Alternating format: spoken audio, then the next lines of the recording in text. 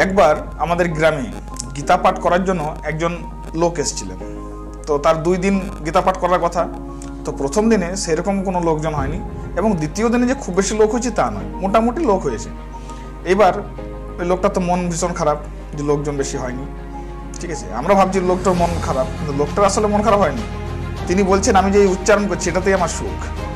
তো লোকটার সাথে বসে আমরা গল্প করছিলাম। তো লোকটা বলছে যে এই যে গীতা, এই যে উচ্চারণ হচ্ছে গীতা শব্দটা, এই শব্দটাতেই আমি খুশি। আমরা জানছি যে উনি গীতা পাঠ করতে এসছেন। কি করতে এসছেন? গীতা পাঠ। এই যে উচ্চারণ হবে, সবার কানে কানে যে ঘুরবে গীতা পাঠ হচ্ছে, এটাতেই আমি খুশি। তোমাদের গ্রামে যে মাইক লাগানো আছে, সেই মাইকে শোনা যায় গীতা পাঠ।